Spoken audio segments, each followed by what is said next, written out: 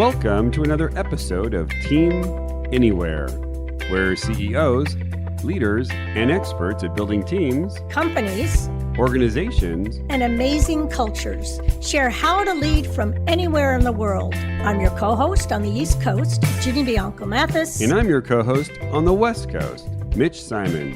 And we invite you to join us to Team Anywhere.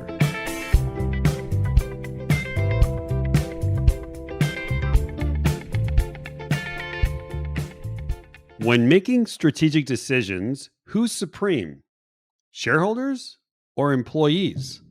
On today's podcast, Andy Alsop, CEO of The Receptionist, shares his enthusiasm for building a truly hybrid company where the focus and attention is on prioritizing employees over shareholders. You'll learn about The Receptionist's values, their just cause, and the impact they're making on their customer by putting employees' needs first at a company that truly knows how to team anywhere. Hello and welcome to another episode of Team Anywhere. I'm your co-host on the West Coast, Mitch Simon, and on the East Coast, we have our amazing co-host, Dr. Virginia Bianco Mathis. Today's guest is Andy Alsop, President and CEO of The Receptionist. And so I've got a question for you. At your company, as a leader, who are you in service to when making strategic decisions? Your investors, your customers, or your employees? Today on the podcast, we have Andy Alsop, President and CEO of The Receptionist, the company behind the original iPad-based visitor management system and the inventor of the Employee Supremacy framework, a bold and completely different way of making decisions in a business. Welcome. It's great to have you on the show, Andy. Thank you for having me. I really appreciate it. Welcome, Andy. Great. And Andy is coming from New Mexico. I think our first guest from beautiful Santa Fe, New Mexico. So, Andy, I understand you are a serial entrepreneur and would love to know just right now, what are you fascinated about the most? All right. Well, what also might be fascinating is that you're talking to a CEO in Santa Fe, New Mexico, but I actually am the CEO of a company in Denver, of all places. That sounds like a Team Anywhere type of a thing, huh? Yeah, it definitely Gee, is. we should have him on that podcast. We should have him on that podcast.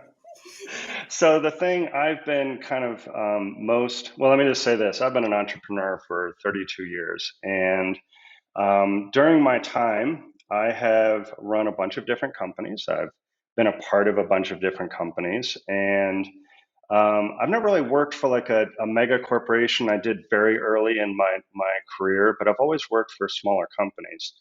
And so, to be honest with you, what I'm fascinated right now is this concept of employee supremacy, something that we're going to be talking about today. And the reason I kind of throw that out is what I love to say is challenge me. This is something we've just come up with. I've come up with very recently. And I'm starting to go out there and talk to people about it. Our team loves it. Our investors love it. A lot of the people that I've talked to really love this concept. And I'm super fascinated about it. So I'm so excited to be on the podcast today to talk to you about it. That's great. And we're going to definitely get into employee supremacy. It's one of those like, oh, I got to keep listening, right? He's going to talk about employee supremacy.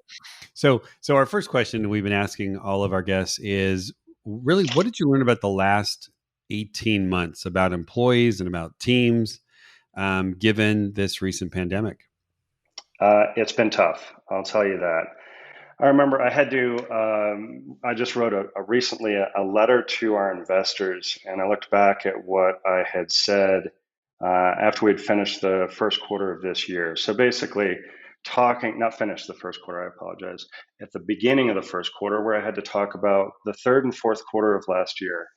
And for our employees, many of them, we have a lot of younger employees, and they were isolated, living in Denver. Probably, haven't launched into a relationship and families and things like that. And so as a result, it was really tough for them. It started with the pandemic. Of course, the pandemic. Everybody's like, I don't know what's going to happen. What's going to, be different. We did go all virtual. We were previously a hybrid company. In fact, we did 1 week in the office and 1 week outside of the office because of my going back and forth between Santa Fe and Denver. And so it was really hard. And what I wanted to be sure that our employees had was a feeling of kind of safety and a feeling like I've got a job, I can count on this thing, it's going to be okay. So we ran the company. We've always run the company somewhat conservatively. When we were in growth mode, we were definitely investing in the future. But what we decided to do was to really kind of ratchet it back. We had a huge hiring plan. We knew that that probably wasn't going to be able to be fulfilled. So we brought that back, and we basically said, let's really invest in the team, and let's make sure how they feel, supported. So what we ended up doing, we ended up putting together what we called the COVID Family Travel Program, and that meant that our employees who needed to get back to their families to be with their families could do so, and the company would foot the bill. They weren't flying. Nobody was flying at that time. So we were helping them rent cars and get them hotel rooms and whatever it needed so they could get back to their families. They'd go back and work from their homes and be with family and things like that. So we did that. The other thing we did was, because we were doing really well on cash and everything else, we improved health benefits. So we eliminated for all single employees, we eliminated all premiums, and we increased the contribution towards families and that type of thing. And that did so much, and we weren't just doing it because we wanted to, make the company more valuable or anything else. We really just wanted to support our employees. And it was so important to myself and our leadership team that we did that. So we learned from that was we brought us all closer together. Our employees felt like they were part of something that they now wanted to just make sure that it was successful as it could be. It actually is kind of lead into the conversation we had. That's what I learned. It was an important time to support people and kind of take a step back from maybe let's go and grow because we need to grow. Short comment, and I love the answer that evolved for you all was, well, let's get you home wherever that is, right? You need a car, you rent a car. I mean, you Correct. really got to the very basic things that people were worried about. I love that. And I thought it may be a little unfair for those employees who lived in Denver and actually, grew up in Denver because they didn't have anywhere to go. They did. They could go and see their families. But for the ones who wanted to go and see their families, it meant so much to them. They would come back and just say thank you to the leadership team and, thank you to myself because they had that opportunity to be with family when it was a really weird time. That's still kind of a weird time. It's kind of a weird time. Yeah, we're still moving through it for sure. So, I've been working with a lot of companies to kind of say, okay, so now that we're in a weird time, we've declared now we're in a weird time, to kind of look at the company's values and see how the company's values apply to this time that we're in. Could you tell us a little bit about the Receptionist values and how you utilize the values to shape your thinking over the last year and a half? Absolutely. And our values, which are, it's FABRIC is the acronym. And this was one of those organic things. I feel like what you'll find with a lot of companies is they come up with some cutesy little phrase and then they kind of make the letters work for it. Yes. Ours actually, we had done an effort when I bought this company back in 2015. And when I bought the company, I said, we need to really figure out what are our values. And we went through the process of trying to come up with our values. And it wasn't honestly great what we came up with. But then we went and we started, this is something that I think is really important, I feel that has been part of our evolution, is we used a book called Traction, Getting a Grip on Your Business by Gino Wickman. Yes. And so it sounds like you both know that, and I suspect your listeners do as well. One of the first things in terms of creating your virtual traction organizer in Traction is to go through and figure out what your core values were.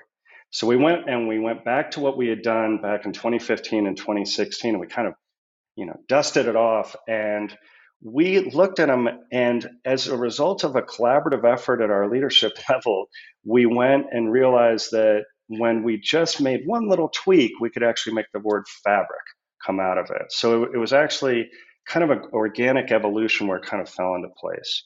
So fabric stands for fun, authentic, bold, respectful, innovative, and collaborative. And what is so important, in my opinion, in terms of core values is to actually live them. A lot of companies will put them up on the walls, but then you talk to the employees, and the employees will say, well, yeah, those are kind of nice things that are up on the wall. If you ask any one of our employees, and you can even come into one of our chat system and go to the receptionist.com and just say, hey, do you guys actually live these values? Candidates who are interviewing for a position will come into chat and they'll say that. And you'll see exactly that the employees are saying, yeah, this is the first company I've ever worked at that actually lives their core values. We collaborate constantly. Bold means that you're going to go out and try stuff, and if you failure is applauded. Failure 3 different times in the same thing probably isn't applauded. But Right. failure, when you're going out there and saying, I want to try something, and it Yes. didn't work, we learned, and that's what we learned. So we really live these values, and they've really meant a lot to us. When we had to go through the pandemic, that is what we relied on. We fell back on our values. And we recite them all the time. Somebody will say, hey, I had a really respectful conversation with a customer, or so and I collaborated. It is really part of the fabric of our company. It's part of your language. Exactly. It's part of the lexicon. And for them to say, and then to give an example, that right. You can start off every meeting that way. All right, I want an example for each one of our letters. Right, exactly. But every meeting needs to be fun, right? Yeah. Every meeting, and we try to do that. I mean, we laugh all the time, and that's so important. I mean, I just saw, I think the last episode that you'd published was fantastic in terms of talking about fun, and I believe it. If employees are having fun, they enjoy working for the company. So yeah. Great. Okay, so now we're going to get into employee supremacy. So I know this you're really excited about. Tell us more. What is employee supremacy, and why do we need it now more than ever? So really, I think probably I have to. It's going to go back to our just cause as well, which is something that we've now just kind of driven into. But let me, if you don't mind, if I'll just start out and then just talk about the just cause, because I think that'll give us. Let's go for that. Okay, good. So essentially, we have a just cause, and we can see each other here, but for the listeners, hopefully you can hear the passion I have behind this. But the just cause is to build a world where a company's profits fuel the mission to be in service to its employees and the community. And so for us, it sounds a little bit maybe, I don't know, trite or something, but if you dig into it and understand why we do something like this and why we've chosen this just cause, it gets into that question of, employee supremacy. But it started with our core values. We developed our core values, and that was something that really was the glue for our company. And then we began to say, okay, we want to look inward and to understand why. Why is it that we feel so strongly about making sure that the employees feel supported and everything else? And we started to look at, and we actually sort of not really came across, because many members of our leadership team had been kind of studying Simon Sinek's How to Get to Your Why and The Infinite Game. I personally hadn't done as much.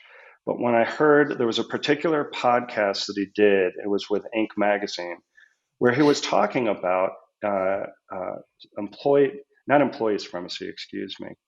shareholder supremacy. And it's a concept from Milton Friedman in the 70s and 80s, very popularized, about when you're actually making decisions, those decisions need to be made in the benefit of your shareholders, right? You need to, because they're the ones who invested in the company. They're the ones who own the shares in the company. And so that hit me really hard. I couldn't quite figure out what it was about it that hit me. But then we were going through the effort. We'd already decided what our why was, and we came to the point of knowing that we wanted to build a world. And when I say build a world, that doesn't mean we just want to build the Receptionist. We want to build Denver. We want to build a world where a company's profits fuel the mission to be in service of the employees and the community. As a leadership team, after doing all the work we did about what our why was, we came down on this particular thing. And we came down together, kind of like we did with developing Fabric. It was very organic. And so, getting into what is employee supremacy, there are probably kind of three different. Well, actually, let me start out with saying it's about decision making. When you're making a decision in a company, what is it? What's driving your decision making? And under shareholder supremacy, it is I have to increase the value of the shares of each one of my investors, and every decision I make has to be around that. So let's say, for instance, you're saying to yourself, at the company level, we have our investors. We need to make sure that we're driving growth. We need to drive profit. So we need to figure out what is it that we are going to focus on in terms of employee benefits. Well, if you're trying to figure out what you want your employee benefits to be, which are an expense to the company and have no real impact on the bottom line, potentially, you are going to drive down your employee benefits to the lowest possible amount that will still allow you to have employees who work for the company, and you can attract the employees. So now let's think about it under employee supremacy. Now I'm making my decisions based on what is best for the employees. And I'll go into a little bit why you're making that decision. But if you're doing that, you're not saying that. You're not saying I need to drive benefits down to the least level it can be. I want to actually increase the amount of benefits that my employees have. Because if I do so, they're going to feel secure. They're going to feel that the company trusts them.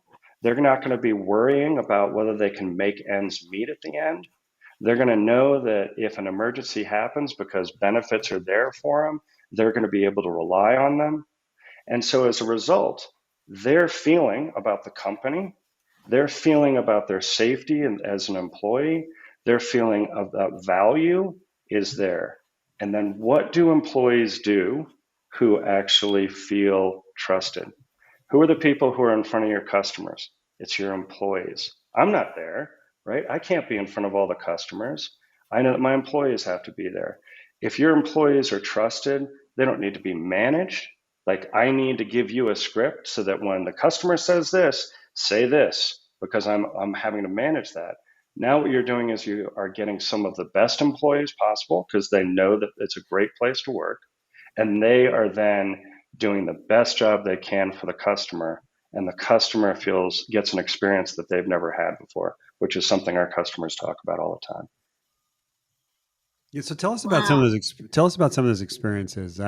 Your product is amazing. It's I remember experiencing it for the first time, where you go to a location and the receptionist is an iPad and usually works faster and better than if you talk to a receptionist. So sorry about that for receptionists out there. But tell us about some of the stories of your customers noticing the acts of employee supremacy and going, man, this is awesome. I actually have customers who will seek out my email address and send me an email to tell me stories about the experiences they've had. And they're doing it all over G2, Capterra. These are the places where we collect the reviews. Every single one of them is, I can't believe it's so easy to work with this team. And so what's happening is that the employees, rather than having to, sort of adhere to a script or whatever, are actually doing things that are in the benefit of the employees. So, for instance, I had one customer who reached out and went on about the experience that they had, that they felt as though, actually what they said was, this was the best experience they had ever had in the sales process, right? How many times do you feel like, can I trust this person or whatever? Mm-hmm. Where actually they're coming to me and saying, the customers are saying, one of your salespeople even said they thought our solution might not be the best for them, and that here is another solution that might be better for them. And then they're sending me an email saying, this is what one of your employees said. And maybe a CEO would say, why would any employee do that? I actually like that, because when that customer goes out and talks to somebody else, they say, I talked to this company, and they actually said their solution wasn't the best solution for them. And that's part of the trust and building those trusting teams and things like that. So there are lots of examples, where people are within Slack, we use Slack, where employees are posting something that they received or that was said in a chat or whatever else about how extraordinary the service was and how engendered the customer now feels and loyal they feel to us, because they feel like there's real people on the other end, not trying to just enrich the shareholders, but they're actually knowing that I'm trusted as an employee. That's great. So you've been, your company has been hybrid for a very long time. We'd be interested in, how do you build trust in the workplace today, especially now that you're hybrid, or many of your employees might be, in fact, virtual? What are some of the things that you actually do? Yeah, in terms of just hybrid versus virtual, we're hybrid. We went completely virtual. Now some of the employees are going back. We maintain our office, and employees are going back to the office. Mostly they want to see each other and stuff, so they want to collaborate and things like that. So we're sort of kind of virtual and everything else. But I think some of the things that we've been able to do in terms of building trust, I mean, I don't know that we've actually ever changed anything that we're doing about building trust because of, say, the pandemic or having to be hybrid or being all virtual or whatever. We've always maintained that we need to be investing in our employees and make them the focal point, because they're the ones who are talking to our customers.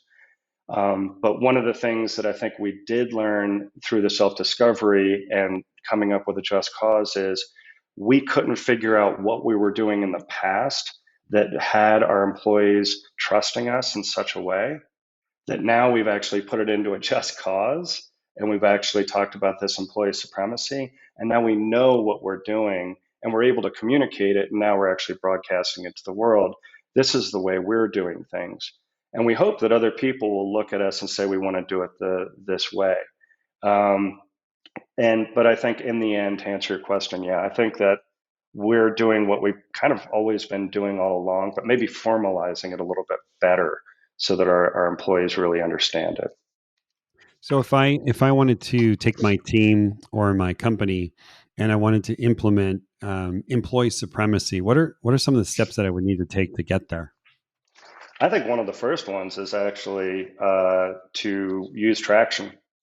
Because Traction, I think, I really love Traction because it took our company from chaos where we had long meetings and we didn't get anything done, and brings it down into a workplace where people can work and get jobs done and not be in long meetings. We have an extraordinarily efficient system for meetings where we can go and have an hour and a half quarterly strategic meeting for the whole company and get through everything we need to do in about an hour and a half to 2 hours, and be able to communicate all that information and engage the employees, so that's not just leadership sitting there saying, here's this pie chart and then here's this other pie chart. The other thing after that, I think, is what worked for us is using Simon Sinek's infinite game, the infinite game. I think that is so important to figure out what is your why, and what is it that is kind of bringing you from behind. What are all your past experiences causing you to kind of operate the way that you do through your why, and then coming up with your just cause and how you want to move that forward. So that is, I think, the format. And then once you have that and you have those things in place and you are committed to building trusting teams and things like that, now you can put in place employee supremacy, which means that you are making all of your decisions based on what is going to be best for the employees. And it doesn't mean we're just going to give away the store to the employees. It just means, as leaders, instead of saying we need to drive growth because of the shareholder supremacy and making sure their shares are more valuable, you're actually saying we're going to make this company more valuable than we can under shareholder supremacy using employee supremacy to increase the productivity of your company, give better service to your employees, to your customers, and to be able to create trusting teams that know where you're trying to take the company. All three of those things put together, I think, are what can really bring a company around to employee supremacy. And there's something I haven't said yet. I say this all the time. We have to grow as a company at The Receptionist. Because here's this small little startup in Denver, Colorado, telling everybody how they should run their companies. The best way we can tell people to do that is to show them how we grow. And so we are committed to growing this and creating a more valuable company and increasing what the value of the shareholders' holdings are going to be, but doing it a different way rather than through decision making for the shareholders, instead decision making for the employees. That's great. So where would we go to learn more about The Receptionist, and where would we go to learn more about employee supremacy? So the first would be go to thereceptionist.com, our website, and then we have the Fabric podcast, and we also have our blog as well.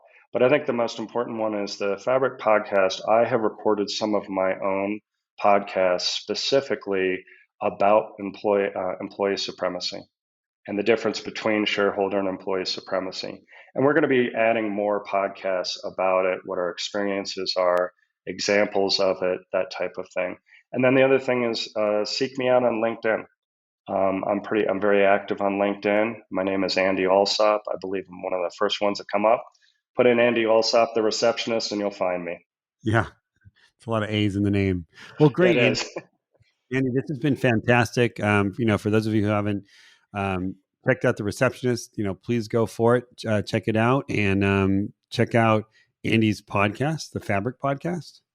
Yes, That's correct. And what I have found incredibly different is that your own folks can show, here's what the customer has said. Look how I have delighted the customer. Look how great it is to fulfill, Fabric. That you have the employees themselves so engaged. And in terms of what's happening today in the workforce, that's magic. I love it. I love it. And I think if you go to the Fabric podcast, you'll find a lot of episodes that were recorded with our employees, asking them about different things. And you'll hear about the how we are so focused on our core values and how important it is for them to be working at The Receptionist, because they're part of this just cause. This isn't just the leadership team or myself. This is our whole team, and we all feel passionate about it. that's great. I'm going to go check that out myself, the Fabric Podcast. I know. All right, great. Well, thank you so much, Andy, and thank you so much again, Ginny. And thank you to all of our amazing listeners. If you've loved this podcast, please go and share this with your friends, as long as they're not a receptionist, and with your family and your colleagues. And please give us some 5-star reviews so more people will know about this podcast. And until next time, we will see you on our next episode of Team Anywhere.